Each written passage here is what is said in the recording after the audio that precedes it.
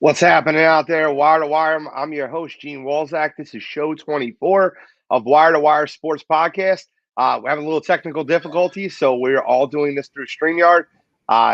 Mike's set us up, Talks Radio, a little bit of issues today, but we'll be back and right next week. Joined with me on the show is College Cottrell and Scholastic Shally. College Cottrell, Scholastic Shally, all both on the show. We missed a little bit of the intro, but that's okay because we have a action-packed show that we're going to get into. We're going to talk about the bracket and how madness March has been already. We're going to get into that. We're going to break down each of the 8 games left in the Sweet 16. After that, we're going to talk about our outfielders list, the most absurd list ever.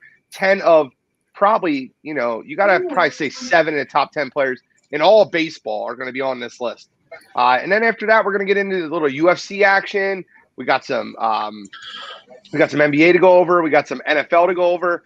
We got a lot today, but we can't get started with anything else other than March Madness.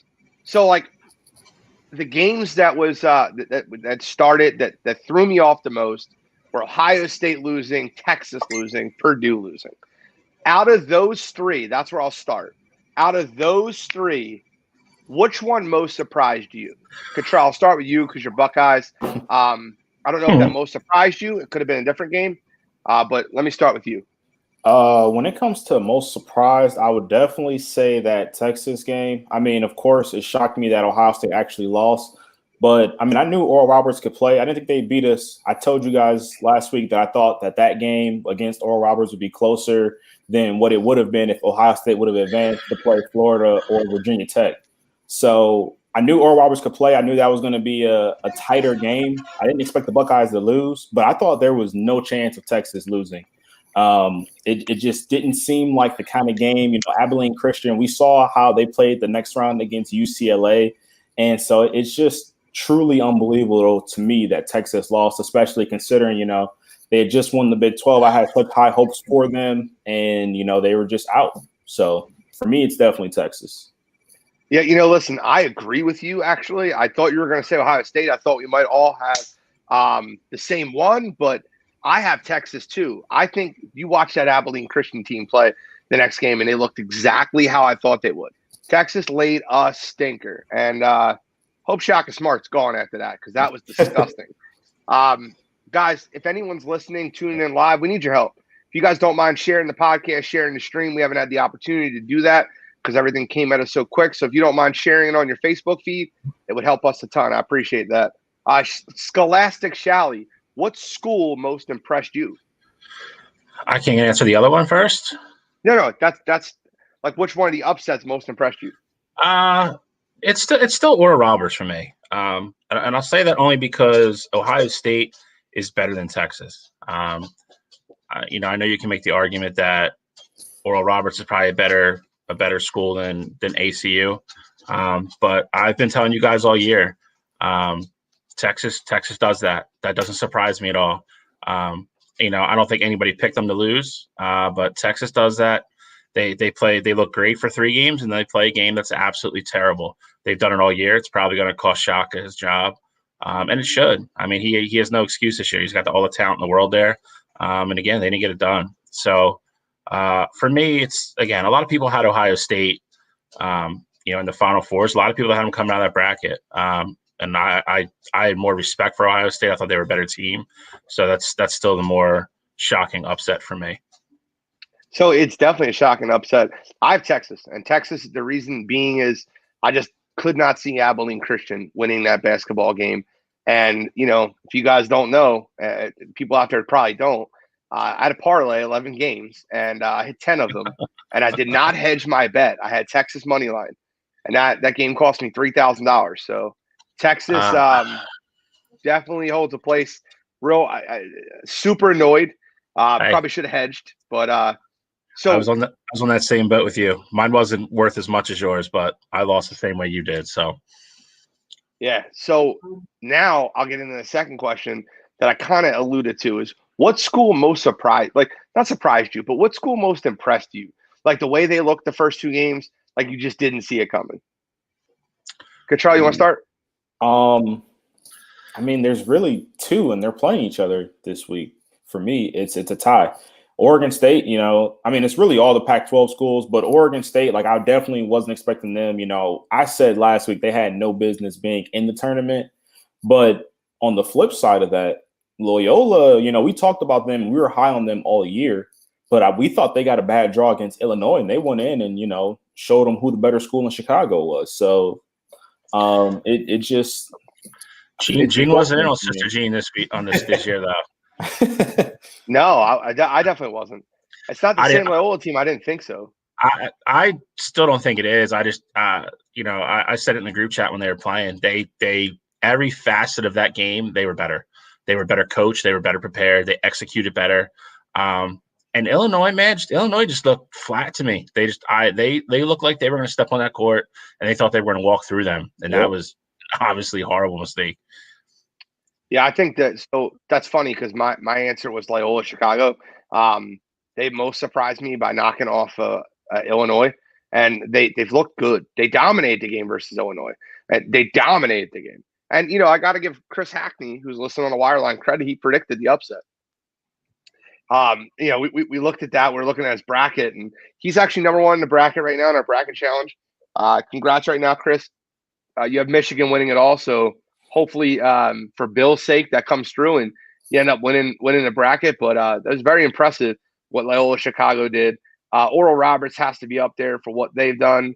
But the Oregon Ducks are another one that, the first game got canceled, but for them to go in and just dominate the way they did. And we were talking about that during the Iowa game. We're like, Iowa, Luka Garza is playing out of his mind and they're losing. So Oregon was another one. The Oregon Ducks, Alex Elmore called that one right. I know he's a Ducks fan, but the Ducks played very, very well. It's like, I said it to you guys as well. All these teams' fatal flaws are coming to fruition this year. And it's crazy how it's playing out. I mean, we've all said it numerous times this year on the show. Iowa's big thing was they don't play defense. And Oregon came out, shot the ball real well, ran their offense, and Iowa had no answer for them. And like you said, which is crazy, if you looked at that box score at halftime and saw what Garza was doing, you would have bet money that Iowa was probably up 8 to 10 points. And they were never really in the game. I mean, they made a run at one point to get it down to 10. And I remember I clicked back on it like 5 minutes later, they're down 18 again. I was like, this is over. They were never in serious contention to win that game. And it's, the best part about this tournament, I think it leveled the playing field for a lot of the mid-majors and even like, the long shots. Anytime, regular tournament when there's fans, they see the number ones by strength, but they also like put like other teams in like regions where they know they're going to draw. Like Duke and North Carolina are always in the East. Michigan, Ohio State, they're going to put them in the Midwest somewhere. Those teams show up and they could be the lower seed, but they're going to have 30,000 fans in the stands. And you're not having that this year. And these smaller schools are getting on the court, and it's pretty much like playing an empty gym. There's no huge home court advantage for these big teams, and it's showing. These smaller teams are getting comfortable and they're playing well, and they're just beating people. And it's made it a great tournament so far. I'm glad it's everything that everybody thought it was going to be. So next topic I kind of wanted to get into here was with the college basketball, and Eric Rosenblum on the Wireline just brought it up. Who would have thought when we were entering the Sweet 16 that 2 of the 3 of our teams would still be there and Ohio State would be the one out? Because Villanova with 2 big wins, 2 wins over small market schools, but Jay Wright does it. When it's the tournament, he's on. Got to give Villanova their credit. They're in the Sweet 16. They're probably going to get ran. Don't get me wrong. They're playing Baylor, but they're probably going to get ran. A lot of people had I remember Bill asking, who has an all Big Ten Final Four? There's only one Big Ten team left. So the question I'm going to ask both of you guys before we get into breaking down each one of these games, is the Big Ten overrated this year? Because we said they were the clear-cut best conference coming into the tournament, and we picked a lot of games, better conference, better team. But was the Big Ten overrated?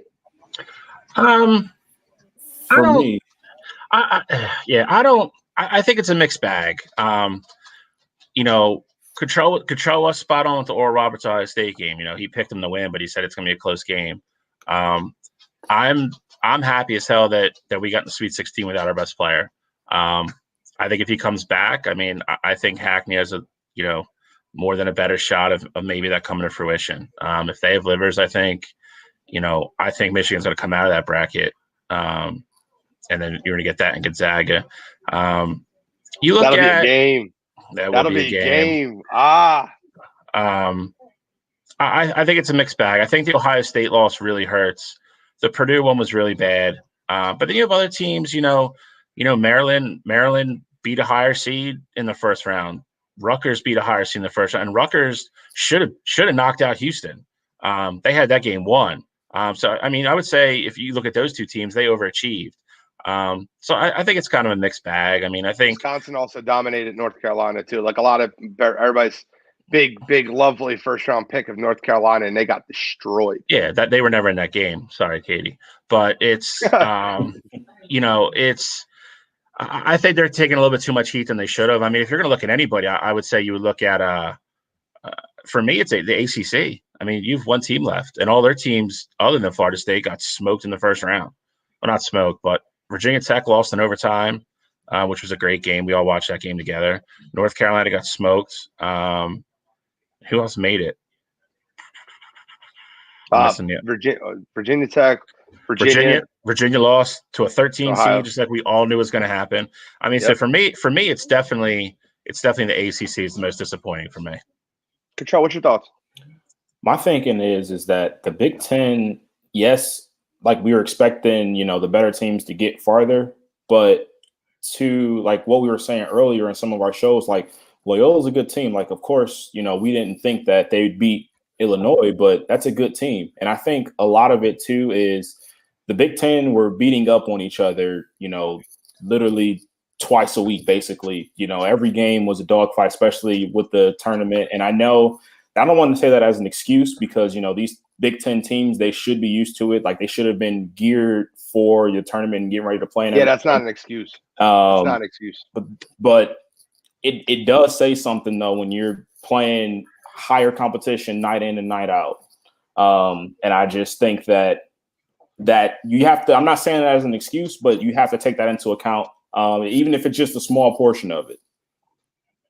Not taking it into account at all. I mean, you think the teams that have the better competition that are used to playing stronger teams would be used to that competition. I disagree. I'll take the opposite take on that. You play hard when you're playing harder against when you can coast through games. It's easy. When you're coasting through, your legs are fresher. When you're only playing 25 minutes a game, there's no doubt about it. That's different than playing 40 minutes of hard press basketball. Yeah, but in the same regard, take that into account. But in the same regard, how do you get better in life? How do you get better in anything? You play good competition. You don't get better all right. So I'll use a softball example just for fun. Softball, like Bill and his Jamison Poorhouse team didn't get better by beating the crap out of every single team in SBA. Where they all got better is when they start playing tourney ball. I didn't say that's how they got better. That's not how you get better, but I'm sure they were fresh though. I'm sure they were fresh after they played people. The fresh factor and the wear and tear factor definitely, it factors in. Gene, I'm with you though. I mean, it's not the excuse, but it's not an excuse, and it's definitely not the only reason, but it does factor in. It's a small part. Bill, what's your thoughts? I think you're both right. Honestly, I think Cottrell makes a good point, and I think you're right too, Gene. I also think, you don't have an excuse to step on a court against a 9 seed and look like you're underprepared. When you've been playing Michigan and Ohio State and Purdue and Wisconsin and all these teams all year, Correct. There's no excuse. I'm telling you, that was the most shocking loss to me at all of them, and it was the way it went down. Texas looked bad, but Texas to me played a bad game. Illinois looked ill prepared. Like Illinois was on that court, they looked like they didn't give a shit. And that was the difference. They walked on that court like they thought they had the game won already. Correct. Like, I want to mention that 2 small schools beat their big brother state schools. Loyola Chicago beat Illinois, and Abilene Christian beat Texas. And the boosters at Texas and the boosters at Illinois, they're not going to sit well with that. That's not how the things go in college. And I'll be honest, you're making it sound even better than it really is. Illinois Chicago is probably like the little brother school to Illinois, especially in basketball. But Illinois is usually not this good every year. But Correct. Abilene Christian would be like my great nephew.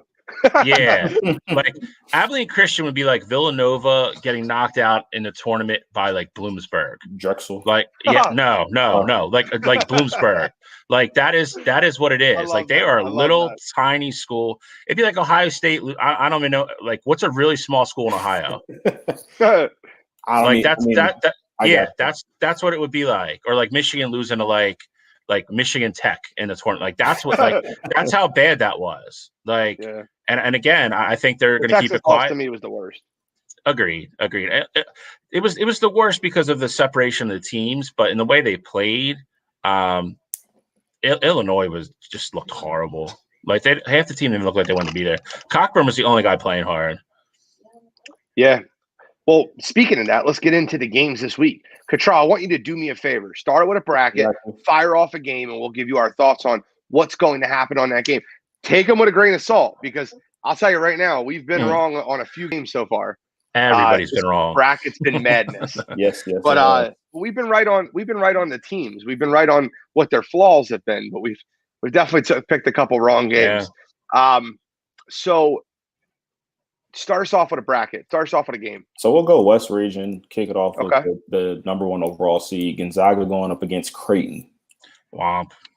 I like Gonzaga by double digits. I think it's a run through.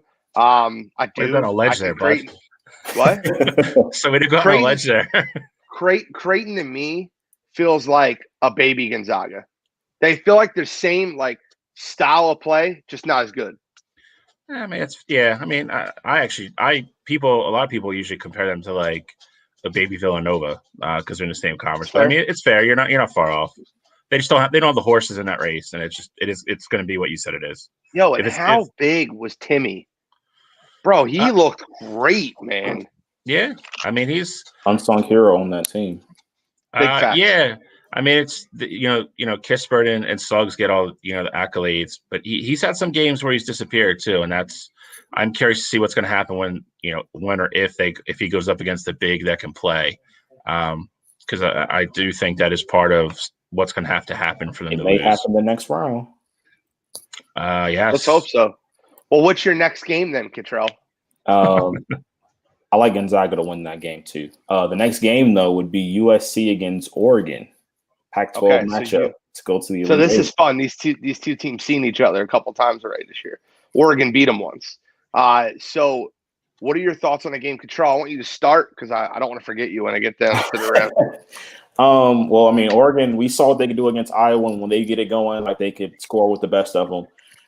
The problem, though, is that Evan Mobley is going to be a force down in the paint. So I lean Oregon. I'd pick them to win, but USC looked really good against a good Kansas team. So I wouldn't be surprised at all. Pac-12 has really impressed me this tournament. So it could go either way, but I lean Oregon, and that's who I would go with. Okay. What do you think, Bill?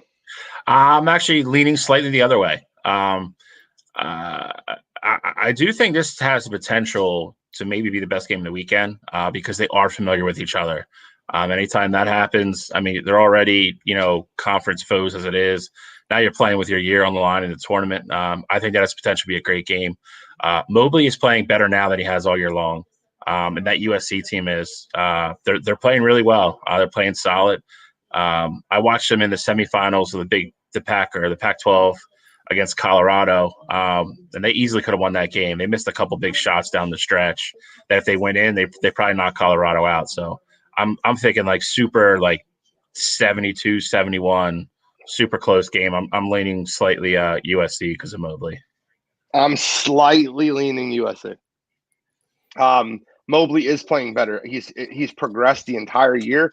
I was a big Mobley hater. The first 2 games of the tournament really kind of shut me up. He's been playing better and better ball each week. Got to give him credit where credit's due. I'm not one to fall. I'm not one to not fall on my sword. Mobley's playing really, really well. I like USC to come out of that, and I would love to see a Gonzaga USC Elite 8 game because then I know Gonzaga is going to the Final Four. I mean, they're going to the Final Four regardless who they play. Those two teams. That bracket was the easiest out of the four. Now it's even better for them. I agree. I will say though, I think worst case scenario for Gonzaga is that they get Oregon and Oregon shoots how they did against Iowa, and it just so happens to be Gonzaga's bad night or just below average night. Oh boy, that's fair. We can keep talking about what ifs. Gonzaga's winning the tournament though. Gonzaga's going to make it to the Final Four. Yeah, but that's and then I cannot wait till they play Michigan because I want to get a little bet in with Shallcross. I hope they get Michigan. I hope they get Baylor in the final. I hope so too. I want them to beat Michigan and Baylor so I can knock both you guys out. All right. So what's the next bracket you want to hit into, Cottrell? Let's go over to the Baylor side. Baylor's going to Villanova. Villanova by a landslide. I'm kidding. Yeah, start us off, Trout. Baylor's guards, I just feel like they're going to be too much for Nova. Nova's been better than I thought. I had them lose in the first round against Winthrop, but I got to give them credit. They won, and they won pretty convincingly. And so, I'm very surprised to see them in the Sweet 16, especially since Gillespie's been out. But I think this is where the end of the road for them. Okay. Bill, what are your thoughts on the game? I agree. I think if Gillespie was playing, I think it's a more interesting game because he definitely could have held his own against one of Baylor's guards. They're just too much. I mean, there's three guards are going to run. If they shoot, anything above average, I think they win the game comfortably. Okay, so I did a lot of studying on this game because I want to find a way to pick Villanova. I'm not going to. I'm going to pick Baylor. But one of the things that Baylor, like the teams that Baylor really pick apart, are they cause turnovers. They cause a lot of turnovers. Villanova doesn't turn the ball over. They're just not that team. I just don't think they're athletic enough to keep up with Baylor.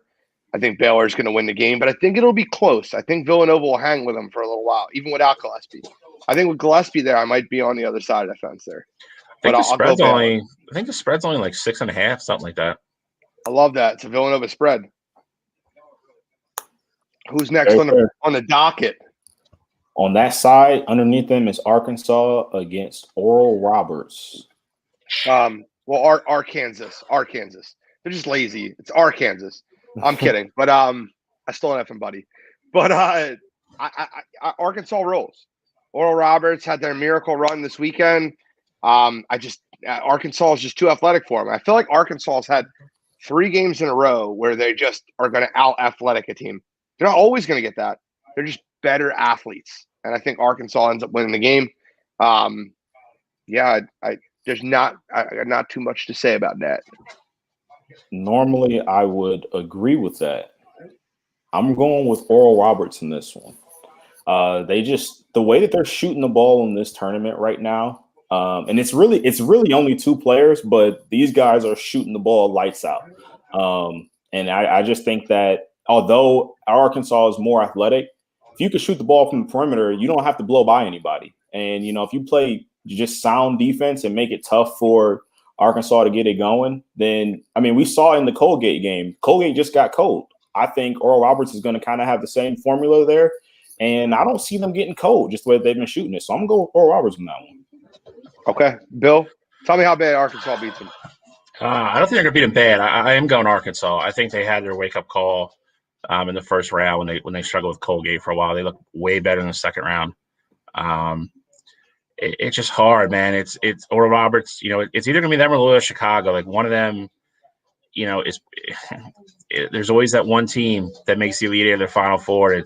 I think they're the 2 most likely candidates. I'm going to go Arkansas in a really close game. Okay. I think I'll take the point spread. I'll take Arkansas on the point spread. I think Arkansas beats them wet. I think Arkansas beats them bad. That's all you control. Moses Moody is a great player, but Arkansas, we'll see. Yeah, I think it would be great if Oral Roberts won the game because it would help me in every bracket because nobody has Oral Roberts in the Elite Eight, and I don't have Arkansas there. So it would be great for my bracket, but I don't see it. I see Arkansas winning in a landslide. What's next on the docket? Next up, we'll go Midwest. Loyola Chicago against Oregon State. Love this game. I'm taking Loyola Chicago. I think Oregon State has been playing out of their mind. I think 5 days off might slow them down a little bit. And I think Loyola Chicago is just a very, very good, fundamentally sound team. I watched the way they played Illinois. I thought Illinois would out-athletic them. They didn't. Loyola Chicago just played smart, good basketball. So I'm going Loyola Chicago over Oregon State. Control? I mean, this one's easy for me. I'm not even going to give you much breakdown. Sister Jean is praying over those guys and praying on them to get great stats and win the game. So I'm going with Loyola Chicago. Oregon State, the run was fun, but it's over. Pack your bags and get back over to Washington. You going opposite, Bill? No, I'm going Loyola Chicago. I actually think this has the chance to be the most lopsided game of the weekend. Okay, so all three of us on Loyola Chicago, we all feel strongly about it. The funny thing about Sister Jean is the year she picked them, that they went on that run, she picked them in the Elite Eight and to lose. They went to the Elite Eight and lost. This year, she picked them in the Elite Eight and losing. So they need to win one more game to get there. I don't know. The power of God is with her, but Sister Jean's got a pretty good bracket right now. She's got Gonzaga winning it all, too. I don't know. So we're all with Loyola Chicago. What's next? Next one up is Syracuse versus Houston. All right, so this game's fun because you have the athleticism and defense of Houston versus two guys that are shooting out of their damn mind for Syracuse. Buddy Boeheim, and please, for the life of me, I have no notes, so I'm not in the studio. What's the other guy that's shooting the lights out for Syracuse, man? The guy not named Buddy Boeheim. Yeah, well, I mean, the other white guy that looks like Buddy Boeheim. I'm kidding. But I'm with you. I don't know his name. But Syracuse has been playing really, really good basketball. I'm gonna go with the more athletic team, the better team defensively, and I'm going Houston. I would also go with Houston. I just think they're going to make Buddy uncomfortable with how much they throw at him, and I feel like how they attack him. Houston, we've said it all year, Houston's an aggressive team. They play really good defense, and I just think that's going to be enough to make Buddy and those guys uncomfortable. And I don't see Houston having a problem getting through the zone just because they have the athletes to do so. I completely agree with you. Bill, you see it any other way? I think it's going to be a really tight game. I think I'll give Syracuse a better chance to win than maybe you two do. Gene, me and you've talked about this because we've kind of been on the Houston bandwagon for a while. I think you'll know in the first 5 minutes of this game if Houston's going to be able to play the way they want to play. If they call this a ticky-tack game and Boeheim's in the refs' ears and they're calling a lot of touchy fouls, that's bad for Houston. If they can play physical and play the way they normally do, I think Houston will make just enough shots to get by. So the point I want to make, your counterpoint to that, because I thought about that, about the referees. Syracuse shoots they have one of the least amount of free throws attempted in their conference and in the nation because they're shooting team. They're not normally driving and going to the lane as much. So I think that problem won't be as big for Houston as just Buddy Boeheim. Correct. I'm talking more about stuff like switching off screens, being physical, fighting through screens, coming off picks. Houston very rarely goes underneath those. They go over them. They go over top of them. So that's just something to watch. Houston was a 2-minute collapse away from Rutgers from being gone. So they haven't played their best basketball yet. Are two different teams, bro. They're very different teams. My point is Houston didn't shoot the ball particularly well in that game. And if you want to beat Syracuse, you have to shoot well. So I think it's a closer game.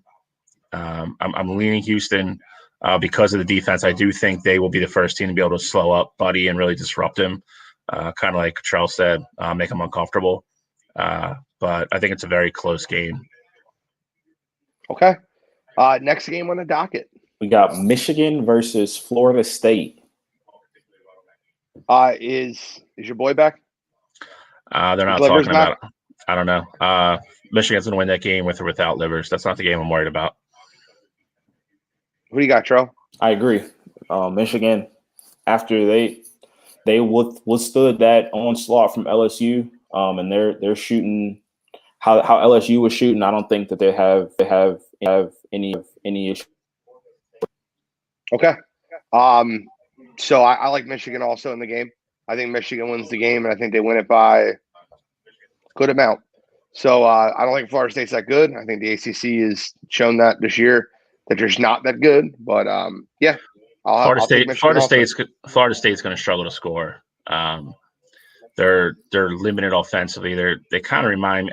They remind me of Virginia. I mean, they play a slow, very methodical game. And Michigan's going to be super comfortable defensively. And if, kind of like Charles said, if they shoot well at all, I can't see them winning by double digits. Of course. All right, last and final. Last game is UCLA versus Alabama. I like Alabama. I think UCLA's runs over. Alabama's just a better team.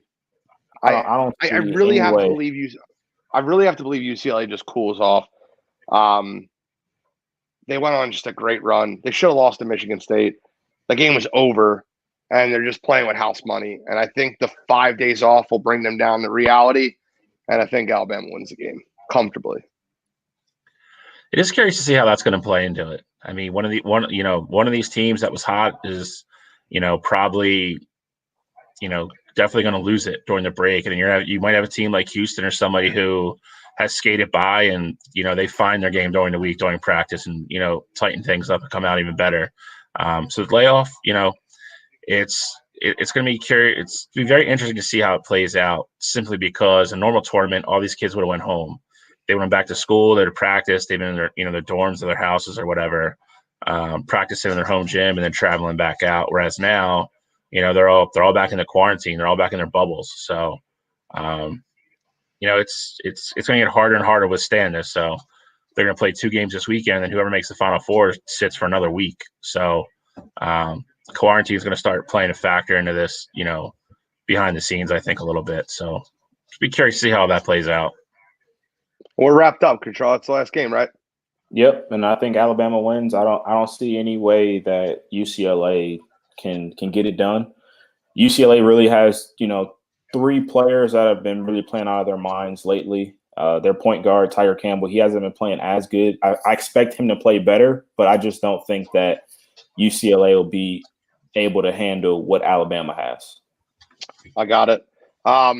Last question I'm going to ask you guys on NCAA, and then we're going to get into our outfield list. Has it changed to – obviously for Bill it's changed. Has it changed for who you think is going to win the tournament? It's okay to change. It's all right. If you want to come over to Gonzaga bandwagon now, I'm all arms. I'm open. Has it changed to see who's going to win the tournament? Are you still picking Baylor? Who are you going with now, Bill? Are you going with Michigan maybe? Maybe Baylor? Who are you guys going with still? I'm still rolling with Baylor. I think that Baylor has probably the easiest ride to the championship game, depending on how these games fall. It's fair. Bill? If I had a crystal ball, and I mean that in the sense of not like, knowing who was going to win, that's who I would pick. This still falls heavily on Livers for me.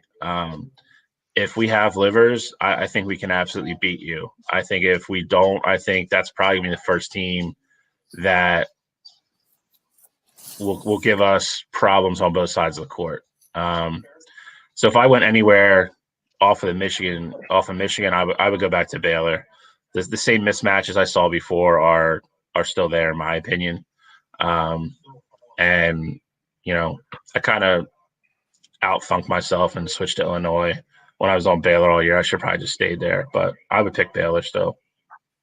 All right, so let's just to be clear, if Livers is back, you're going Michigan. If Livers is not back, you're going Baylor. Correct. Okay, so we have Baylor, Michigan, or Baylor, and Gonzaga. I'm staying on my boys. Gonzaga's got the 3-headed monster. Yeah, let's get into the MLB list because I cannot wait to get in Outfielders. This has been something that we've talked about for 3 weeks. It's going to be a fun list. We did all 3 outfielders, right, left, center. I mean, we're getting really close to the MLB season starting soon. So are we not picking our Final Four? No. Yeah, pick your Final Four. Let's do that. We'll pick our Final Four right now.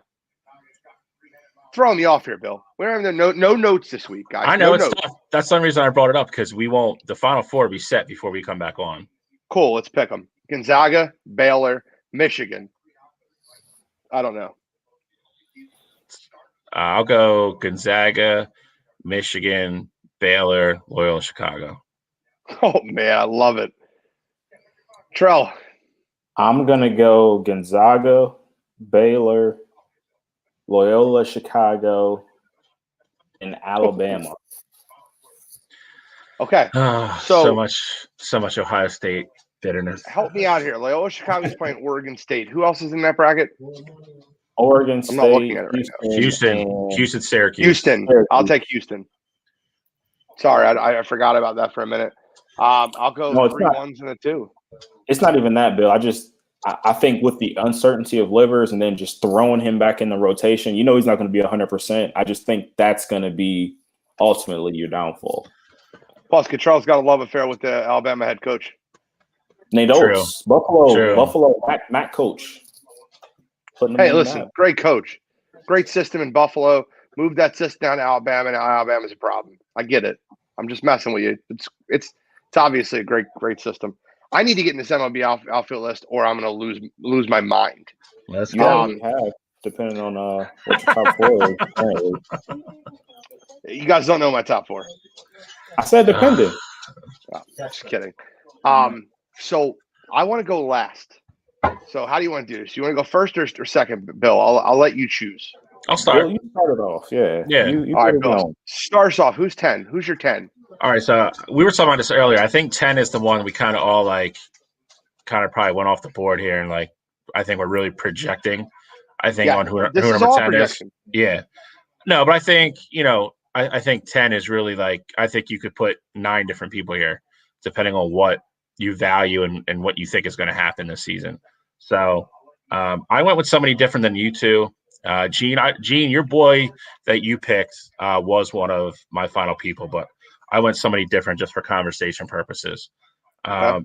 So I'm going with Alex Fordugo from Boston. Okay.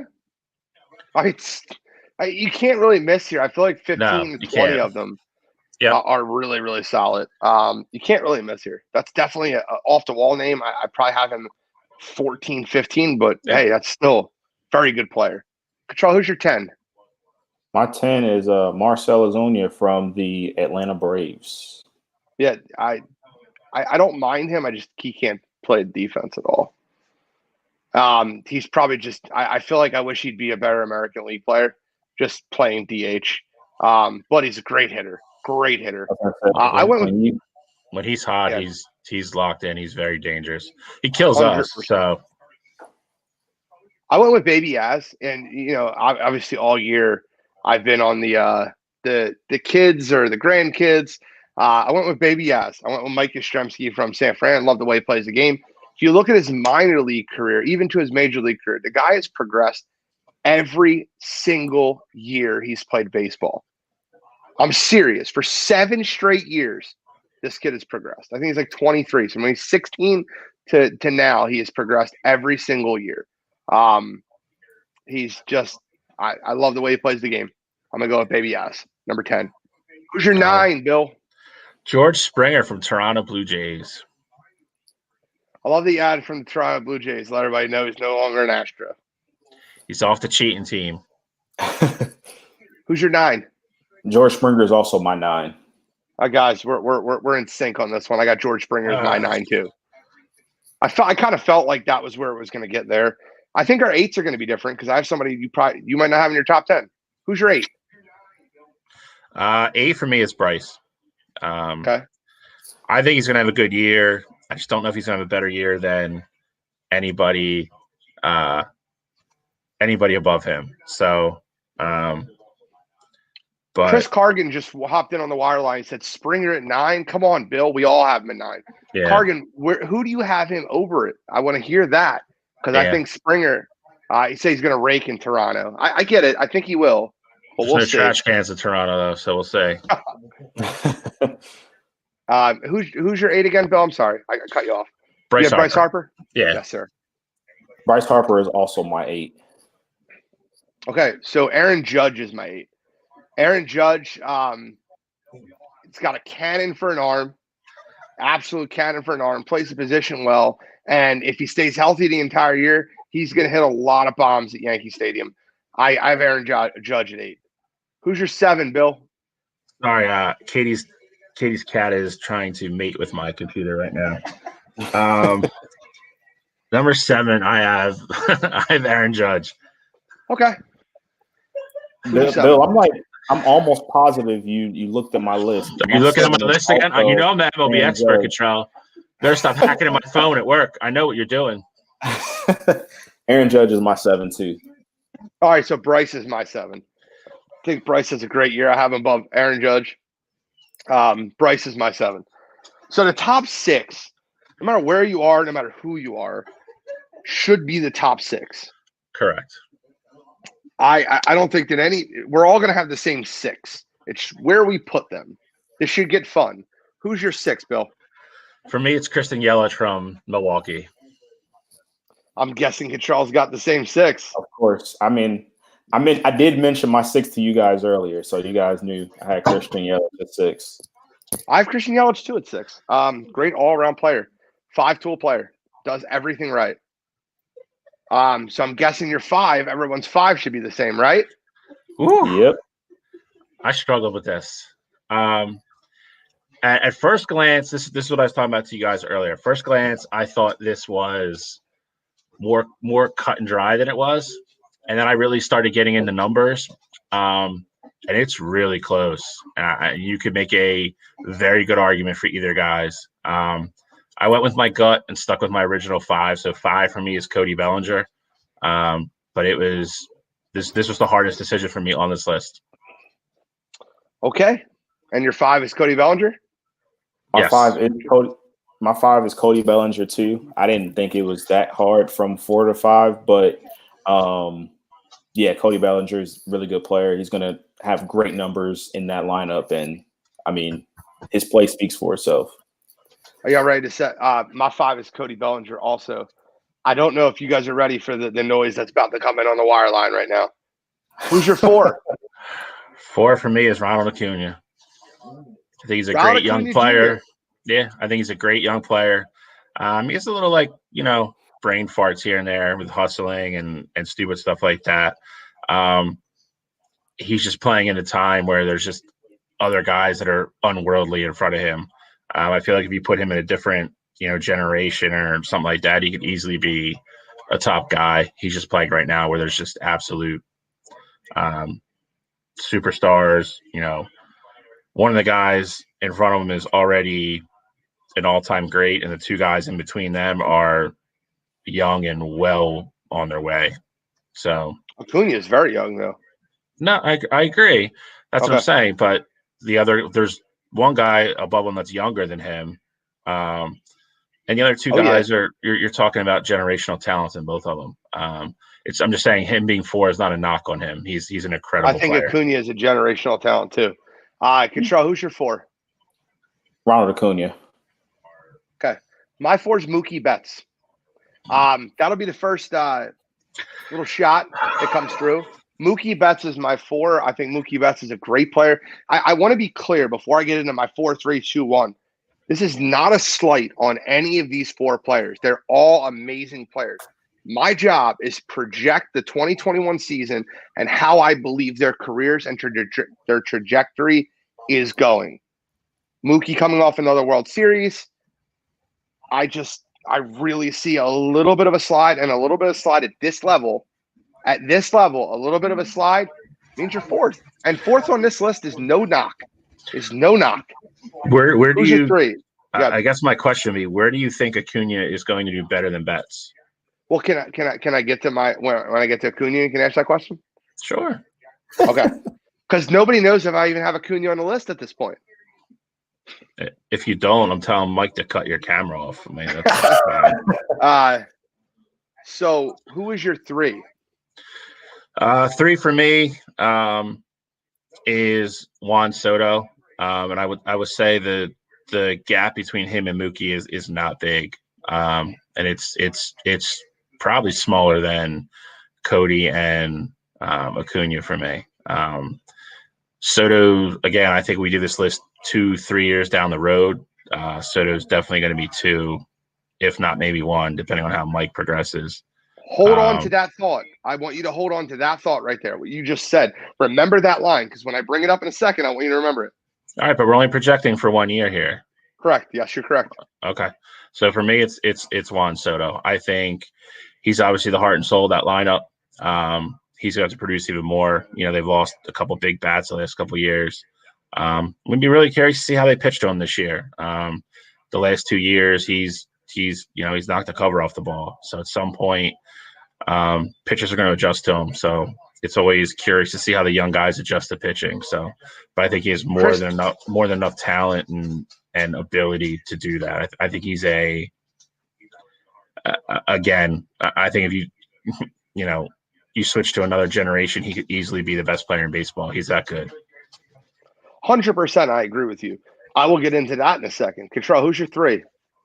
My 3 is also Juan Soto. I did say, you said something, and I just wanted to address it. You said that the gap between him and Mookie is probably tighter than the one from Bellinger and Acuna.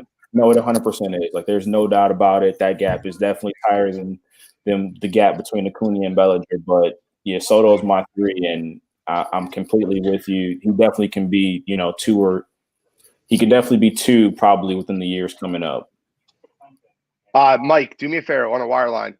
Throw up Chris Cargan's comment about I'll bet you $20 Betts has a better year than your number 3, Gene. Because my number 3 is the best outfielder in baseball up until now. It is a guy that I respect, that I love. I think he's absolutely astonishing. I think last year he took a little bit of a dip. He did. I mean, it's a shortened season. That's fine. But he took a dip. He dipped on every one of his offensive numbers. And my number 3 is Mike Trout. That's my 3. I don't even have a word for how we can take that $20 bet whenever you want, Chris. I'll take that $20 that Trout has a better year than Betts this year.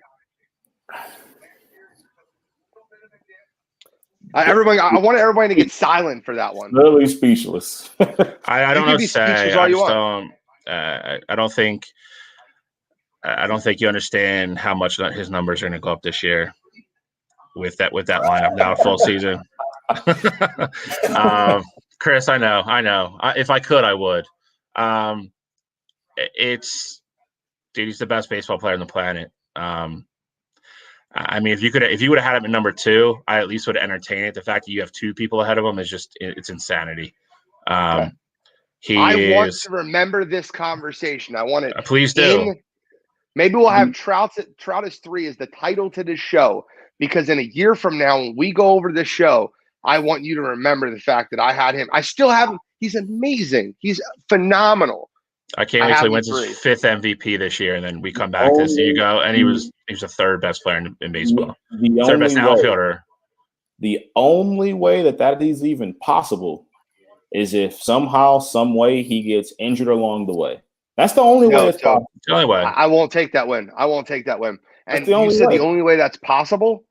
Yes. So hold on. Let's just say Mike Trout replicated his 2020 numbers for 162 game season. They didn't play 162 last year, so you can't replicate those. What I'm saying is it continues that same route.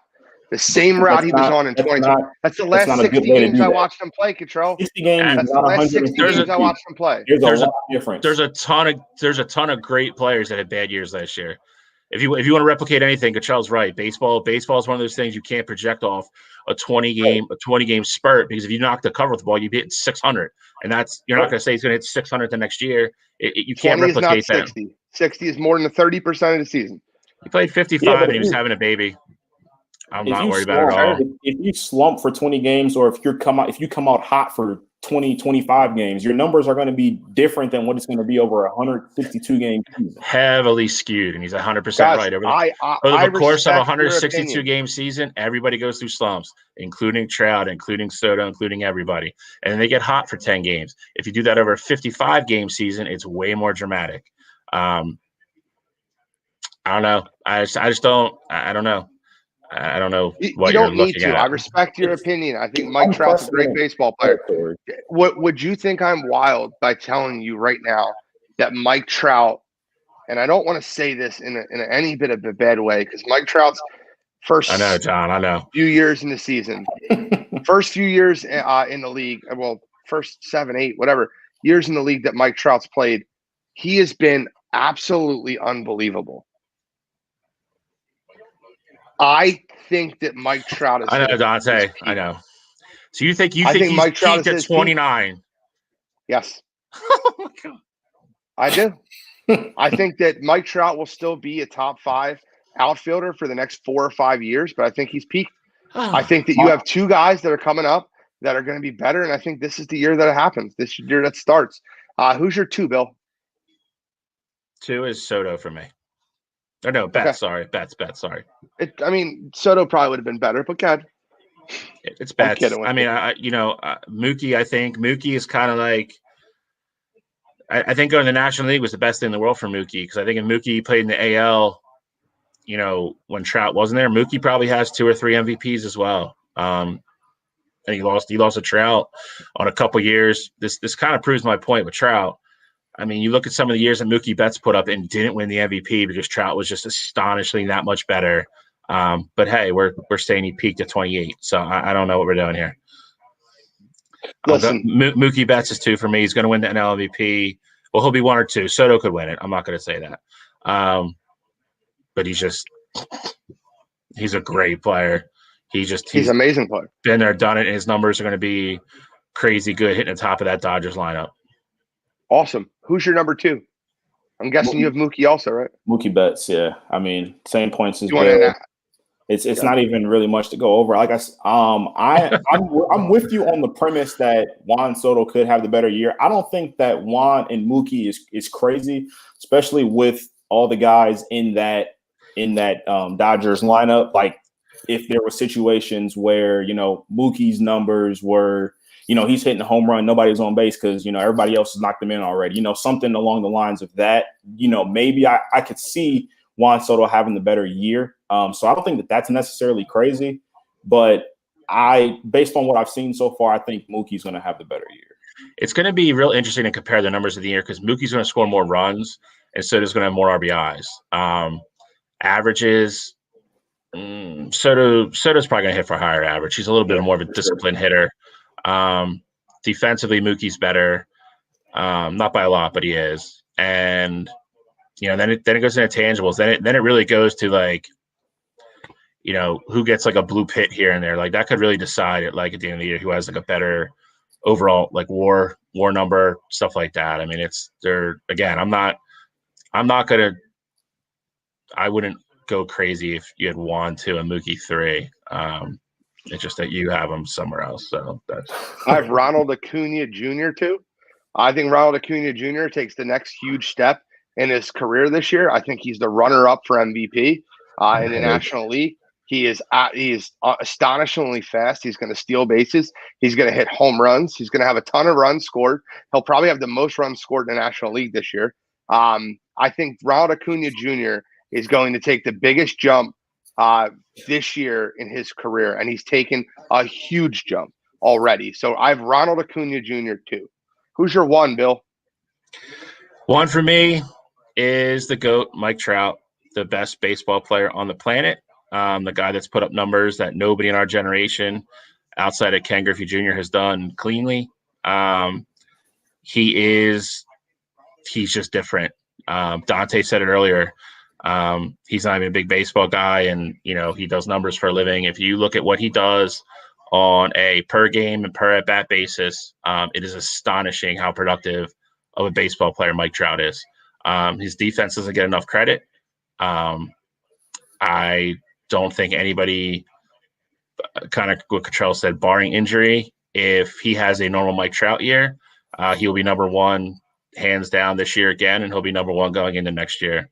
I think it's crazy that you say he peaked at 28. Like, I don't. That's one of the craziest things I've ever heard you say, especially coming from you because you're a baseball guy. I don't know. And that's not again, this isn't a knock on Mookie Betts or Juan Soto or Cunha or anybody. They are all amazing players. Anybody our age group, the best player numbers wise you've ever seen play, you have two options. It's Ken Griffey Jr. in his prime or Mike Trout for his whole career so far. Those are your arguments. That's how good he is. Perfectly fine. Mike Trout is phenomenal, and I'll make my comments on that in a second. I want to answer Cottrell's in a second, but let Cottrell give his number one, and I'll answer all questions. I promise. It's Mike Trout for all the reasons Bill said, and that Angels lineup only got better. So I expect Mike Trout's numbers to only get better. He's a guy who he's gonna get in a rhythm. He's gonna hit well with that team, like Bill said. You said his defense is underrated. I didn't realize that people were hating on his defense at all. But I think Mike Trout's pretty well out there in center field. So for me, it's Mike Trout at one, and there's no question about it for me. I don't think anybody hates on it per se. It's more, I think when people compare him and Mookie, the big knock is Mookie's better. I think Mookie's a little bit of a better. I'd say Mookie's a smoother outfielder, but like you said, Trout also plays center field. It's a harder position to play. Mookie is a better arm for sure. But they're both, again, all four of these guys are just world-class baseball players. But it's there's a lot of rumors he's going to hit 3 this year. And if he does, especially with them having Fletcher now, they actually have a consistent leadoff guy. And then you're going to have Ohtani and Rendon behind him. If he has his normal on-base percentage year, Mike Trout could score 140 runs this year. And if he does, you just wrap up the MVP and the number one, because that's what it's going to be. All right, so I didn't make this decision before I get into my number one, who you guys all know, but I'll say it in a second. I didn't make this decision based off of nothing, okay? So I'm going to read some things out to you guys to try to listen. Bill, I get it. Mike Trout's local. He's amazing. He's played great his entire career. I really feel like you two have made this into a lifetime achievement award and not into what's going on right now. So before I get in, let me break it down for you real quick. In 2012, when Mike Trout was Ronaldo Cunha's age, well, when he was Juan Soto's age, he batted .326 at 182 hits. In 2013, he batted .323 at 190 hits. In 2014, he batted .287 at 173 hits. And he had more at bats. So, bad year, off year, that's fine. In 2015, he batted .300 with 172 hits.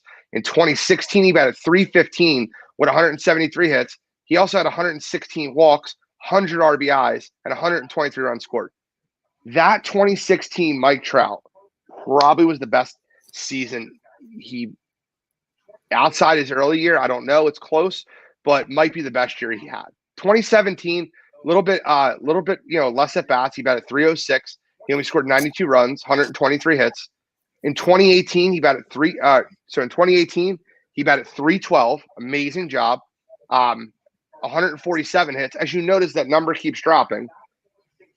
In 2019, he batted .291 for the whole season. He had 470 at bats. He had 137 hits, 10 less than the prior year. Last year, he batted .281. In the last 3 years, Mike Trout's batting average went from .312 to .291 to .281. With less at bats because he's walking more. No, he had same amount of bats. 2018, 53 games last year. He played 53 games last year. Okay, I'm talking about 2018, 2019. Would you say that 2018, 2019, they had 471 at bats and 470? That's the same amount of bats, right? We're not like off there, right? And he got walked more in 2018. He also had walks don't count as at bats. You know that. He also had 39 home runs and 45 home runs in each of those seasons. So, okay. So OPS. Would you not said that Mike Trout in 2018, 2019, and 2020 probably wasn't good as Mike Trout was in 2012, 2013, 2016? that error right there? Would you say that the 2012 to 2016 Mike Trout is not as good as the 2018 to 2020 Mike Trout? Is that fair? I mean, he was on another level for a while. Is that fair? No. I mean, No. the numbers support it. How are you going to say no? He was better defensively when he was younger too. You give us batting average, but you don't give us. You don't give us hits, everything. walks, strikeouts. Look at his OPS. He's had a couple years where he's finished over 1,000 on OPS. Nobody else does that. Well, nobody else in the game could do that consistently. That's why he is at bat per basis. That's why everybody knows he's that good on an at bat. I have his OPS. If you don't strike him out, I'll read it to you. If you don't strike him out, he's either going to walk, he's going to get a hit, or he's going to hit a goddamn home run. That's what he does. Guys, I follow your points. I do. I promise you I do. But my point being is Mike Trout is already on a little bit of a decline for his career. No one would be able to argue that 2012 to 2016 Mike Trout is not statistically better than 2018 to 2020. Ronaldo Cunha Jr. is 23 years old. Hold on. Ronaldo Cunha Jr. is 23 years old. Now, you asked what he's going to do better than Mookie this year. Everything except home runs and RBIs. Everything except power numbers, he will do better than Mookie this year. Everything across the board. I'll even add, I'll bet you his fielding percentage at the end of this year is better than Mookie Betts. Don't take that. I will. That's fine. My number one is the kid that's 22 years old and he's the best hitter in baseball. And he plays in the best pitching division in baseball. It's Juan Soto. The guy's Ted Williams. He's Ted Williams, and he's a better fielder. Ted Williams, stop. He's 22 years old. Oh, my God. He's 22 years old, and he's the best hitter in the league. Juan Soto will win the National League. You know what Ted Williams did when he was 22? He hit 406. Okay. So when Juan Soto does that, when he was 22? I'll bet you it wasn't when he was 22. He was 20. He was young when he did it. Yeah, he did it. First of all, my grandfather is the biggest Ted Williams fan you'll ever meet in your entire life. I bet you wasn't 22. And if you're right, I'll apologize. I'll do it right here. My point being, why Bill looks it up. My point being is that Juan Soto. He was 23. Okay, wasn't 22. It's fair. Juan Soto. Wow. He turned 23 in that season. He was 22 during the season. The season ended right after he turned 23. So if Juan Soto hits 406 this year, we'll say he's the goodest hitter as Ted Williams. That's the second craziest thing you said tonight. Juan Soto is going to be the National League MVP, and he plays in the division that has the best pitching in baseball. I fully admit he could win MVP. I have no problem seeing that. He will win MVP. He's just not better than Mike Trout. He is now. Okay, we'll see. I just don't know I don't know if there's ever any sport where we see a guy be as great as they are year in and year out, and in the next season say, "Oh no, he's not the best player in the game." Like that just doesn't happen. I'll put this in perspective for you. At this age, I'll put this in perspective for you. If Mike has anywhere of a normal year and he's between 6 and 7.5 WAR, like he normally is, there's a possibility he passes Ken Griffey Jr. at the age of 29. To put that in perspective, Bill, you're making my point. If he's passing Ken Griffey Jr., his greatness is not in question. We're talking about the 2021 season. And Chris Cargan, do me a favor. Do your research if you don't know how old he is. Juan Soto is 22 years old. Ronaldo Cunha Jr. is 23 years old. Don't tell me on the wire line if he's your number one, you better know his age, because I do. You don't know his age. Look it up. He's 22 years old, and he's the best hitter in baseball. Period. Listen. We can all address this, and then at the end of April, you guys can laugh at me when Acuna has a rough start. Or April doesn't matter, dude. April doesn't matter. It's 162 games. They're not playing 60 games this year, so these short-term numbers don't matter. I said when they have a bad start. I said you can bring it up when they have a bad start. My point being is next year when they do this list, Juan Soto will be 1 and Acuna will be 2, and you can mark that shit down in the book. Because Gene Dubs said so. And listen, only if Trout is out with the bad injury. That's the only way. Look, I love Mike Trout, but this is not a lifetime achievement award. This is a 2021 projections, and that is the point. It's not a lifetime achievement. I will take whatever bet you want that Acuna or Soto finishes above Mike Trout in WAR. I'm in. How much? That's crazy. I'm in. That's crazy. $100. $100. Bet it. I want Dante. Boom. Bet it. Got you. That's crazy. All right, so that's fine. We're done our outfielders list as promised. There's only a couple guys that average 7 WAR a year, and there's only one guy on the list we just mentioned that does it. Yep. Listen. Mike Trout is a phenomenal baseball player. I will never take away from his career. I think at 29 is his peak. He's peaked already. Sorry, I apologize. I'm sorry to all the Trout lovers that live local to the area. That's nothing to do with local. It's just cool that he's here. I'm from here. I just recognize that he's. It's cool that he's from here. There's nothing to do. It doesn't play into my bias that when I watch him on TV, I'm like, that is the best player on the planet. And that's not a slight on Soto or anybody else. Trout's just that good. Trout's amazing, and I think he's very, very good. Number one. Let's move on to the next topic that we have on the show today. I think we've exhausted that. I want to get into the GOAT semifinals. Mike, do me a favor, throw the GOAT bracket up. We're going to do the semifinals, and I am going to ask you, the listeners at home, to pick the winners. We're going to debate the semifinals. And then the championship, I want you guys to be the deciding vote for the championship. And I want you guys to vote. And we're all going to give a compelling argument for who we want to be our champion at the end. And we got to get to our semis first. So let's get into our semis. Want to start off with the left side or the right side? Control, you pick. Let's go left side. Michael Jordan versus Wayne Gretzky. Control, get us started. Who is your East Coast GOAT, like your East bracket GOAT, and why? Wayne Gretzky. Wayne Gretzky just beat the GOAT of basketball last round, so he is going to be the second best basketball player ever this round. So I knew that was going to be part of the reason. I knew it, and that's so slighted and wrong. I love it. Okay, Bill, who's yours? This one was the hard one for me. I think they're both GOATs. I don't want to hear any LeBron chatter. This is tough. It's tough because I think you could say Jordan played in arguably the hardest era of basketball, and Gretzky played in the easiest era of hockey. But that being said, his numbers are, they're through the roof. I said it last week. If you took all his goals away just off of assists, he would still be a leading point getter in the NHL. But then I factor that in as well. Jordan is the GOAT for scoring and not for making other people score. It's tough. Wayne has more points, right? Well, that's cool. Nobody plays defense in the NBA. I'd average 15 a game in the NBA if I was in shape. That's worse than me saying I would be around. That's absurd. That's absurd. You know what's wild? I'm joking though. I'm joking.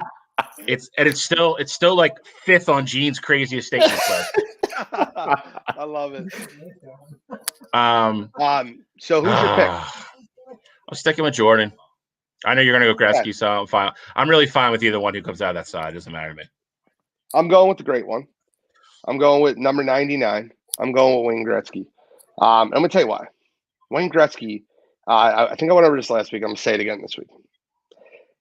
If you went for the scoring title, like the most points in a season throughout a career, for anyone's career, in one season, the most points, Wayne Gretzky is 1, 2, 3, 4, 6, 7, 9, 10, and 11. How many other players in the NHL has ever scored 200 points in a season? Gretzky did it 4 times. 4 times. And his 196-point season, that was just 5th. That was like not that great. He was 19 years old. Wayne Gretzky, it's not even close. I love Jordan. It's close. Not. It's close, and this is kind of like the one of the things we like throw in LeBron's face all the time about playing back then. Gretzky wouldn't put up those numbers if he played today. He wouldn't. Dude, let me ask you a question. If he played today, would he still be the greatest hockey player ever lived? Yeah, but Jordan's still the best basketball player. So that's an even argument. So I don't think it's an argument. that Gretzky is the greatest hockey player ever. There's plenty of people that can argue Wilt and that can argue LeBron, depending on what era you're from, as the greatest basketball player ever. I mean, if Ovi stays healthy, he's probably going to catch him in goals, and then it gets real interesting. But he'll never catch him in assists. He won't. Gretzky but was not a goal scorer like that. Like I said, every my goal. Point is, every goal. Then you're arguing a guy who didn't play defense, played in the easiest era of the NHL when nobody touched him, because if he did, it was a penalty. And your biggest accolade is that he has the most assists. So no, he has the most goals and assists. And I said if Ovi passes him, I said then he does it. Then your argument is you're second in goal and first in assists. Like you're still amazing. Yeah, Ovi's not going to probably crack top 10 in assists. So no, but he also Ovi might not top 30 in assists of all time. Seriously, I'm not kidding. Look it up. You should. You should also go back and watch games in the NHL when Gretzky literally didn't step foot inside his zone. He just hung out at the blue line. Didn't play defense. So I mean, it's all relative. I watched him a lot growing up. Oh yeah, we know. Yeah, I know. What are you, like 25? Don't get me wrong. Exactly. I was competent watching hockey. He's amazing. Don't get me wrong. I think it's absurd to say it's not close with him. Oh, and just to be clear, when we're talking about GOATs and what they've done for the sport, Wayne Gretzky has done more for the sport of hockey than Michael Jordan's done for the sport of basketball. There wouldn't be hockey in the southern portion of the United States of America if it wasn't for Wayne Gretzky. If you remember, all the teams that were down south, all the teams that when he signed with LA, if he would have signed with another Canadian team, and he had the option to, sign, I'm pretty sure it was Winnipeg. He was on Edmonton. If he would have signed with Winnipeg, when he signed with LA and brought hockey greatness to the southern region of the United States, the southern hemisphere of the United States, it created markets for so many teams in the NHL. You're a little off base here. You have to go back and read a little bit about why he went to LA and why he was able to go to LA and why the NHL let him go to LA. They wanted to grow that market. They pulled a bunch of favors for the Kings to get him. There was all kinds of like money things that were done behind the scenes to let him go there that wasn't legal for other teams. There was actually a lot of controversy when he went there because of the way they let it go down. So yeah, he absolutely helped grow. He grew there because he was the biggest name in the game. He went to LA. I don't know if you could say he did more for hockey than Jordan's done for Chicago or for basketball. I think that's a little crazy. That's not crazy at all. It is when you research it and realize everything went down. Like it didn't go down the way you said it went down. That's all I'm saying. But I mean, besides Jordan's shoes, though, you can point to a lot of people. I'm not saying. I mean, I know my argument is LeBron, but I wouldn't even put LeBron in that conversation of people who I would argue about influence of the game of basketball. When I think LeBron has more influence than Michael. LeBron and Jordan both have more influence over their sports than Gretzky does. I disagree. It's a bigger worldwide sport. You go ask a random person in China who Michael Jordan is, they know who he is. It wasn't in the 90s. It wasn't in the 90s. And you can say that now because the NBA has jumped so much in the last 15 years. But in the 90s, the NBA was the fourth of the four major sports. And I'm 100% sure that you can look anything up you want. The NBA. You're right. The NBA. And it goes into my point about why they made him go there. Why they let him go there. Hey, he went there, and what he did, it's the whole southern hemisphere of the United States has hockey because him going to LA. Regardless of how the NHL did it, that's why they have hockey in the southern hemisphere of the United States. They were closing. They were done. We can't find any fans here. They were done. I'm telling you, it was in the northern hemisphere. It was one team. What are you talking about? When they seen the popularity, the hockey. The Kings were already there. What are you talking about? My point is all the new expansion teams that are in the South, Phoenix, Florida, not Florida. They came after he retired. Because of the popularity he brought to the southern hemisphere. Right, you're off base here. I don't want to argue with you. You're off base. You don't need to be off. I'm not. Okay. Let's go with the right side of the bracket. Tom Brady, Michigan man, versus Michael Phelps, Also Olympic Michigan swimmer. So you got two Michigan guys. I don't know how you swayed this, Bill. College produces greatness. I don't tell you. Sure, I'll start us off here. I got to go with Michael Phelps. I mean, 23 gold medal speaks for itself. 8 for 8 in the same Olympic Games. Tom Brady, as great as he is, as much as I hate him, hate the Patriots, hated him while he was there, hate that he was mission quarterback. Can't hate on his greatness. Greatest quarterback of all time. And as much as I usually don't say that, just because I don't think Brady is the most talented quarterback of all time, but I mean, enough is enough now. Brady is the GOAT. He's the greatest quarterback of all time, but he's not beating Michael Phelps here. Okay. I'm going to go with Tom Brady. And the reason I'm going to go with Tom Brady is because he has won 7 championships in a sport that's impossible to win 7 championships. He went from the Patriots, who it had to be Bill, it had to be this, went down to Tampa Bay and took a non-playoff team and won the Super Bowl with them. Tom Brady has earned my respect. He is the greatest quarterback to ever live. He passed Joe Montana about 6 years ago, when he won his 5th Super Bowl. Tom Brady is just that good. The greatest sport. Really, a real quick rebuttal to that. I know 7 championships is unbelievable. Michael Phelps has 23 gold medals. The next closest person has 9. It's like I just want you great rebuttal to I want you to keep that in mind and just sit on that. That's fine. Michael Phelps is an unbelievable Olympic athlete swimmer. But if you're arguing the sport of football versus the Olympic sport of swimming, it's not close. What you have to do to win a Super Bowl is a lot tougher. You're going against. I'm sorry. You're going against a lot just world-class athletes that grow up and are being bred to play the sport of football. Hey, listen, I'll take Tom Brady and winning 7 Super Bowls with the New England. I would say the Olympics is more world-class considering that the NFL is just in America, but I hear you. That's fair. You can say that. That's fine. The Olympics has what do they have, 118 different things that you can medal in? Doesn't matter. No one has more than 9. Kind of does. No one has more than 9 in any of those. All those sports you name, no one has more than 9. Michael Phelps is 23. Because the Olympics come around once every 4 years, and people aren't normally Olympic athletes for 12 years. That makes it more amazing. Tom Brady plays football every year. He has a chance to win it every year. Michael Phelps can only win a gold medal every 4 years. So I'm guessing that's your pick, Michigan man? It is. It's close for me. I'm going with Phelps, though. As dominant as Brady is, I think he is the best quarterback of all time. I think it's, and Gene, to your point, that was one of the big questions going into the offseason was, was it Bill or was it Tom? I mean, Tom emphatically answered that it was Tom, that it wasn't the system. So I don't think you're going to ever see anybody win 7 again, and he might win another one. Who the hell knows? But to only have a shot to do something every 4 years and to get it done every single time is ridiculously impressive to me. And the one reason, the thing that puts Phelps over the edge for me is kind of what you said, Gene. It's tough. It's really hard to win a Super Bowl, really hard.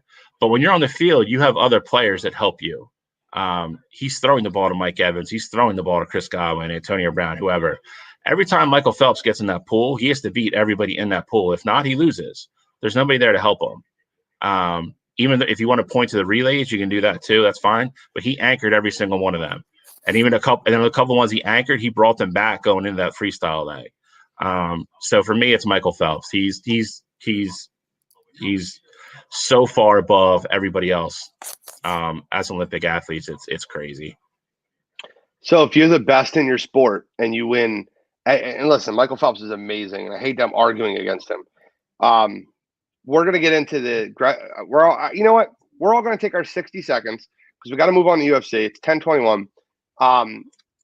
We have Gretzky versus Phelps. Make your argument for and against the person that you believe that should win, and we're gonna have a vote on Facebook for this week. Why don't we do it next week with the Final Four? I thought that's what we were doing. We're gonna have a vote on it. There's only 2 people left. Right. So I'm not saying. Oh, we're gonna debate it next week. Yeah, that's what I thought we were doing. That's fine. We'll debate it next week. We got Gretzky versus Phelps. Because that gives everybody home that's going to vote too. If they didn't pick either one of these guys, it gives them time to look up and vote for who they want to vote for too. That's fair. That's fair. We got a huge UFC card to get into. I want to get into that now. UFC is becoming one of my favorite sports to watch. It's, obviously I watch a ton of UFC, but the more and more the cards get better and better, and I can't. I'm glued to it. I'm glad you said that, because I was talking to somebody about it today, and I made the statement of how much the last, I want to say, year to like 16 months, even with the pandemic, how good it's been and how many amazing fights Dana has put together and the cards he's put together. And there's so much talent in the UFC right now. It's incredible. I'm glad you said that. It's a very good point. So we have another really good card, and to get into that card, we have obviously your guys heavyweight GOAT and Stipe Miocic versus Francis Nagano. But there's also a lot of really good fights on the card. Vicente Lucci is fighting against Tyrod Woodley. That's a great fight. And then Thomas Almeida is going to get the shit kicked out of by Sean O'Malley. I mean, fighting Sean O'Malley on the card too, which is also worth the price of admission. Sean O'Malley is fun to watch. He's just great. Crazy. Let's pick those three fights. Let's start with O'Malley winning over Almeida. Anybody disagree with that? No, I'm big time in O'Malley there. He's one of the low key, most exciting fighters in the UFC. 100%. Super exciting. That dude gets in there. My one thing is, we've seen guys like him come up before, and as they start going further up the ladder, they become more and more conservative, and I feel like that hurts people sometimes. He genuinely gets in the cage, and he's not afraid to lose, and I think that is why he wins the way he does most of the time. That's hard. That's hard to fight against when you're stepping in against a guy that isn't going to, play anything conservative. Like, he's legit coming in there to hurt you. I hope he stays that way. I hope he keeps that attitude. But I think O'Malley finishes him. Yeah, O'Malley is my guy. He's been one of my favorite fighters to watch. The only thing I will say about O'Malley, though, is that we have to watch how he comes in like after his injury. So he had the foot injury that's been keeping him out so long. We have to see how he kicks with it, how comfortable he is throwing kicks, and his movement and everything like that. But if it's the O'Malley that I'm used to seeing, I think Sean rolls in this one. Versus Thomas Almeida, I don't think it'll be that big of a difference. His kicks, I think Almeida's going to want to just get him down and try to submit him. I think O'Malley is going to – I don't think that his kicks will be that much of an issue this fight, but I agree with you, Cottrell. Coming off his only loss of his career, Sean O'Malley is – I think Sean O'Malley stops him. I think he stops him early. Almeida's coming off 2 straight knockouts. I think they really gave O'Malley this gimme fight to come back from his injury. I'm just telling you my 2 cents from it. But yeah, that's my 2 cents on the fight. Any deferring comments there? No, I mean, I think you hit it right on the head. I mean, like I said, if Sean is normal, I see him dominating this fight. So the next one is Vicente Lucci versus Tyrod Woodley. Does anybody think Tyrod Woodley's got that one-hitter quitter power that's going to knock Lucci out? I think that's the last time you see Tyrod Woodley in the UFC. I was just about to say, he's literally fighting for his UFC life. So we'll see what Tyrod is going to come out. There's nothing he's shown me in the past 4 fights of his that makes me think that he's going to win this fight. But my signature catchphrase, but if he comes out and he is, fighting with a chip on his shoulder, like realizing that, hey, this could be it for me. Like I might be fighting in one, or one of those other organizations, Bellator, one of these other organizations out there, and he goes out and fights what we saw before his fight against Kamaru, then I think he's got a chance in it. But I'm not picking him to win, but I think that's the only way he has a chance. If he's not 2017 Woodley, he's not going to win this fight.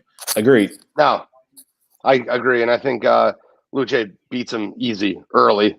I actually no, he's going to probably beat him by decision. I don't know why I said easier early, but I think that Vicente Lucci beats him early. Not just takes him to the ground, dominates the fight and takes Tyron's basically his heart and soul away from him early. Is what I'm truly trying to get at, but I don't think Woodley's got a chance. Let's get into the fight that I know. What? Said people fight different when they're desperate, so we'll see. But there's nothing, like I said, there's nothing he's shown me to make me believe he's going to win this fight. I quite honestly don't know if he cares. That's how he fights anymore. He fights like he doesn't care. So I don't know. Look no further than Robbie Lawler for someone that fights desperately when they're about to get knocked out of the UFC. But I don't think that Tyron Woodley's got the balls that Robbie Lawler does. Robbie Lawler was also an absolute psychopath too. So I mean, now that we all said that, Woodley will probably knock him out like 22 seconds, like idiot. So the fight that everyone's looking forward to, Francis Ngannou versus Stipe Miocic. I'm gonna go third on this one. Bill, start us off telling us how bad Stipe is going to beat Francis Ngannou. This is a battle of styles if there ever is one. Ngannou wants to come in and wants to end the fight early. I think Stipe is way too much of a technical fighter to sit there and I'm not saying he can't get caught. I don't think he's going to sit there in the pocket and get caught. I think Ngannou's going to have to hit him. It's going to have to get him from the outside. I don't know how long Nagano's going to go either. I mean, there's always that question. One round. I will say, if this fight gets out of the first round, it heavily favors Stipe. Heavily. Ngannou is 8-2 in his last 10 fights. His 8 wins have all come in the first round. The 2 fights that he went outside of one round, he lost both fights. Stipe is also 8-2 in his last 10. His is 1 loss to Cormier. I forget who the other one was too. And 6 of those 10 fights were championship fights. So that pressure's not going to get to him. They're fighting in the smaller cage because they're at the Apex Center. I think that favors Stipe because I think Stipe, when he wants to, I think he's going to take Ngannou down. And Ngannou's ground game is non-existent. You think fighting in the smaller cage favors Stipe? I agree. I mean, you can look at it either way. I've heard it both ways all week. I've heard good points on both ways. I think the wrestling factors into the fight as well, because I think if Stipe gets in any kind of trouble at all, Stipe's ground game is head and shoulders above Ngannou's. I don't know if he has. I know I'm hoping his takedown defense got better, but we don't know if it has. We won't know that till Saturday. I expect Stipe to retain, and then we get Stipe versus John Jones. Okay. Control, who do you think wins the fight? Ohio guy. Well, I think this fight is going to be a big case of deja vu. Stipe is smart enough fighter to know that, he's not going to be overly aggressive in that first round. And I know Francis has had more experience now in the 5-round fights. You would think that he would have more in his tank now, but I just don't see that happening. I think Ngannou, even if he smells blood, a little bit, and he's gonna, overexert himself, and if Stipe can just escape those, near knockouts, like you said, Bill, if it goes the distance, there's 98% chance it's going to be a Stipe win. I don't see it any way where it can go the distance. It can go the distance, and Ngannou wins this fight. It will be interesting to see though if Stipe decides to try and take him to the ground, just because Ngannou doesn't really get taken to the ground because people are afraid to shoot on him because he has that, knockout power. So I think that'll be an interesting aspect of it, but I don't think the smaller cage is going to help Stipe. I actually think it helps Ngannou just because Stipe won't have as much room to, back up or recover. I think it'll be easier for Ngannou to close the space. I completely agree with you on that point. I'm going to tell you right now that Francis Ngannou is going to knock out Stipe Miocic. You be ready to watch it. Francis Ngannou's camp has said the cardio will not be an issue this fight. They realized how awful his cardio was the last time they fought. They made that a huge emphasis this fight. I think that Stipe is going to do everything he can to get out of that first round, and if he does, I think Francis stops him early second. I like Francis Ngannou in an early second round knockout. I think that the spread is telling you all you need to hear. The last 3 big UFC major fights that have happened, wherein 70-80% of the money is on one side, the other side is won the fight. I look back to Conor. 93% of the money was on Conor versus Dustin. I think that Vegas knows a little bit more than we do on this one, and I think that Francis Ngannou will recover from his loss to Stipe Miocic. When you lose that poorly to Stipe Miocic, and Stipe Miocic is the GOAT heavyweight, why is he an underdog? What does that tell you? You're saying he's an underdog, and how's there more money on him? Well, there's been more money placed on Stipe as an underdog, and the line hasn't moved, which is what I'm trying to intel to you guys. Francis Ngannou by KO early second round. And if I'm wrong, that's okay. I'll be in VR and having a great time. I'm curious to see what the cardio is, because he hasn't gone out of the first round since he lost to Derek Lewis, and that was only a 3-round fight, and he was absolutely. And that was the worst fight ever. The other one that could barely stand in the third round. I know. And he hasn't gone out of the first round since then. So I guess we're going to see. But, I mean, I'm very apprehensive that his cardio is just all of a sudden ready to go 5 rounds with one of the best. I'm not buying that. I'm not either. I'm 100% with you on that. Next week we'll talk about it. We'll see who wins the fights and how they go down. Johnny Bracero, I'll take that, no problem. He said I'll take all 3 underdogs for a hoodie. I'll buy you a hoodie if that's the case.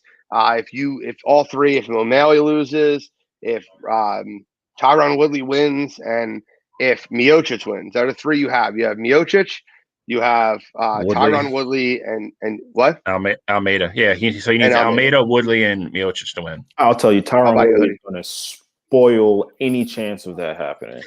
That's going to be the first one, too, so it might be over before it starts. That's fair enough. I'll take that for you, Johnny. And I hope to buy you a hoodie because it'll be fun to watch. But thank you guys for that. Let's get into You Gotta Be Kidding Me. It's 10:33. Let's wrap up the show. I have a few. I can only go with one. So I hope you guys steal one of mine. Bill, you ready with one? I know you were rushing around. Yeah, I mean, I have one. Yeah, give me one. Mine is going to be the NCAA with how they treated the women for March Madness. This is one of those things where I just don't get it. I'm not going to sit here and die on the hill that, the women, generate as much revenue as the men. But that being said, these girls are going through the same conditions that the guys are. They're making the same sacrifices. They're making, they're doing the same things that the guys are doing and putting themselves in harm's way. And they're just trying to play basketball just like the guys. They're quarantined. The gyms that the NCAA set up for the women were a joke. And then it came out that they weren't even using accurate COVID tests, so they weren't really worried about the girls contracting that and playing with each other. And Mark Emmert just got caught red-handed and then lied and then tried to spin it saying, like, oh, well, now we know, like, how we have to be better. No, dude, you should know. If you're the head of the NCAA, you should know you need to be better from the get-go. You're putting all these kids at risk to produce this basketball tournament, which they all want to play in, but you're leaving out the caveat the NCAA is making $900 million this year off the TV rights to put it on. So the fact that you can't put a gym together with nothing more than a couple free weights for the women is disgusting. This is more of a societal thing. I mean, I think the 3 of us between this and other certain issues we could probably talk about for hours upon hours, and we won't. But the NCAA, again, just caught with its foot in its mouth. I have no idea how Mark Emmert keeps getting, reelected to be the chairman of the NCAA. The dude's a joke. He's not in touch with reality. He should lose his job over this. It's just disrespectful and disgusting what he did for the women. And then I forgot about the food too. They were going to cafeterias. They were given like burnt fried chicken tenders to eat. The guys are eating like 5-course meals. It's repulsive. So for me this week, it's the NCAA. You gotta be kidding me. Come on, you got to be kidding me. We don't have that this week, so I'll do it for you. Bill, that was one of mine, so I appreciate you checking that box because that is absolutely disgusting what's going on with the NCAA and the way they're treating women's basketball. So I agree with you. Cottrell, give me one of yours. That was also one of mine. I had a feeling that whoever went first, I was going to be there, so I came prepared with 2. But I'm going to bash the same organization, though, the NCAA, but not just for the whole thing with what's going on with the women's tournament. But I'm just going to bring it back. The college basketball tournament this year has been unbelievable. You see so many small schools advance, and it's just great for the sport because you don't know who's going to win. Of course, like we have our favorites. Gene likes Gonzaga. I like Baylor. We think those are the clear-cut, winners. But this is a sport where Oral Roberts, we didn't even know what conference they were in last week, and now they're in the Sweet 16. And I just think that the NCAA basketball tournament gives these small schools a chance, and they can come into their season with the idea that they can compete for a national championship. When it comes to college football, we're stuck with the same 4 or 5 teams every single year. And I just think that we see how much everyone loves college basketball, how big the tournament is. I'm not saying expand the college football tournament to 64 teams. That'd be crazy. But at least give us 8. And then, some of these non-Power 5 schools, if they go undefeated, I want them to have a chance to compete against these bigger programs and be able to go into the season saying, hey, this season we want to compete for a national championship, and it be a realistic expectation. So for that, the NCAA, Gene. Come on. You got to be kidding me. You know what sucks about that, Cottrell, with yours is just as big a problem as the NCAA is, it's also the Power 5. They push back against it, and obviously both our teams are part of it. Nobody wants to be Oklahoma, dude. Nobody wants to be Oklahoma, and that's the problem. And that's why they push back on it just as much as the NCAA does. The NCAA goes, they sit there in the room together and they go, we're gonna plaster Justin Fields on TV. We're gonna plaster, Devontae Smith and Alabama and Ohio State and Notre Dame. All these teams that have these huge followings. Mm-hmm. And you see a commercial for it every 20 seconds. And then just make the stupid argument that, well, nobody cares about Cincinnati. And it sucks because the fans are the ones that lose there. And the kids. I mean, again, go to 8. Go to 8 or go to 12 and give the top 4 buys. I mean, it's UCF. Like, they went on this incredible one. They went undefeated, and then they beat Auburn in a bowl game. And they have to hang this banner. And comfortably, mind you. Comfortably. They're unofficial national champions, but we won't ever see them, get on the field against the big boys. So nope, sucks. All right, so for mine, it's pretty simple. I said this on Facebook already. This is why with the way these internet trolls and these kids sitting in their grandmom's basement, what they're doing to EJ Liddell from Ohio State, and the death threats that you're sending a college kid because he didn't make a 3-pointer. And your college school didn't advance or your bracket got broken down, it's absolutely pathetic. Do me a favor, send those death threats to me. Come to my house. Come give me an issue. Don't take it out on these college kids that are trying to play basketball and going through all these regulations with COVID, quarantining themselves for a week so you can watch college basketball, so you can go to a bar to watch these kids get put on display and not make any damn money. That's bullshit, man. It's absolute travesty. You losers online that are messaging EJ Liddell, sending death threats to the point where they had to call the police. I'm sorry, but that's an absolute joke, and I couldn't let that go this week. So that's my week. This week's. Come on, you got to be kidding me. I want to add my slow honorable mention. Are you going to do it? The other one I mentioned. Yes. All right. So here, LeBron to piggyback. Oh wait, what are you doing? The LeBron James. Doing. Oh, I okay, you can piggyback on it. No, to piggyback on yours, the biggest thing, and I'll be honest, I'm guilty of this as well. But you have to realize, especially when you're watching college, these kids are 18 or 19 years old. Remember what you were when you were 18 or 19 years old. Because I promise you, unless you're like the 0.1% that you're going to an Ohio State, or you're going to a Michigan, or you're going to Gonzaga, or one of these schools where you're on a full ride, you don't know what it feels like to play in front of 25,000 people and play on TV knowing there's millions upon millions upon millions of people watching you play. You can't fathom that pressure. You have no idea what that feels like. Just remember, these kids they're kids. That's what they are. They're kids. That's why they're called amateurs. They're kids. There's no reason to be jumping in dudes' DMs. And not to mention, Gene, like you said, I promise you half those guys, if they were in front of EJ Liddell, they'd be like, dude, can I have your autograph? Like, you're awesome. Yep. They're not saying what they're saying behind their keyboards when they're, anonymous Instagram accounts. It's BS. BS is the best word for it. But I thought you were doing something else, so I'll go after you go. thought you were going. All right, so that's what we thought. Well, I'm gonna. We actually have to. We actually have to wrap up.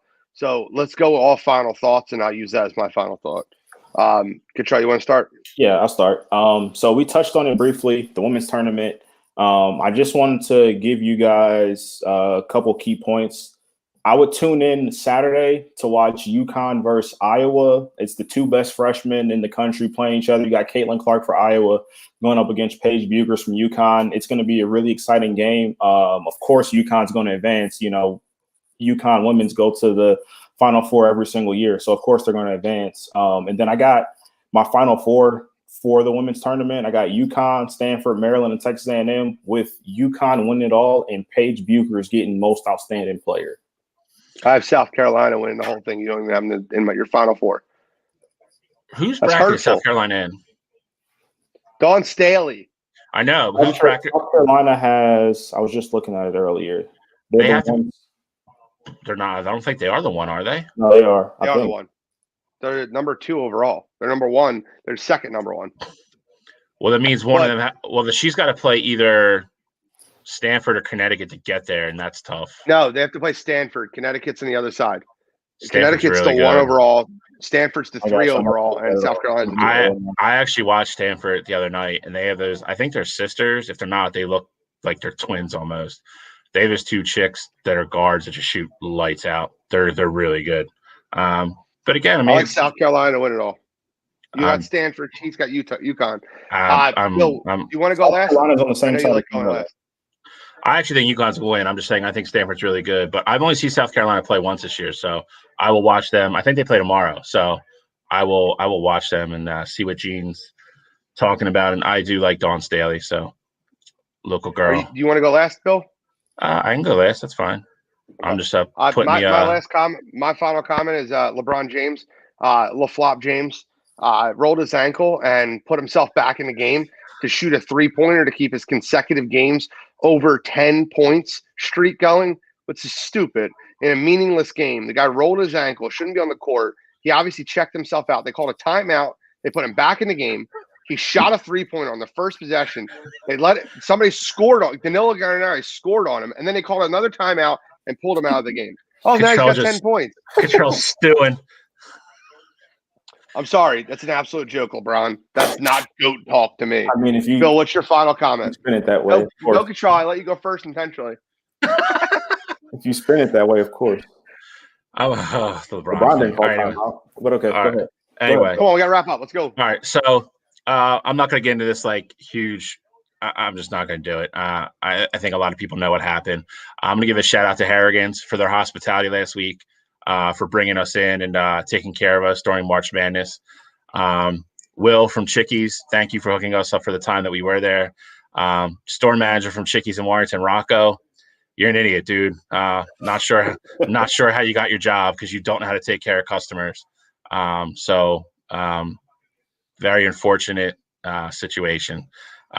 Other than that, 14 people watching March Madness, and they threw us out at Chicky and Pete's because we were at our time limit after with a $400 tab, 500 with tip. Yeah, absolute joke. And that's Uncle Shally. Looking at shout out to David Wiley. Newest Wire2Wire member. He's not one of the Wire2Wire member. Fan. He does not want to be bothered with our podcast right now. He's tired though. I know Mike right now is had a rough night with the studio and he wants to get home. It's 10:45, so I apologize. We went late. You can curse me out later. Thank you guys very much. This is episode 24. See you next week. Have a good one.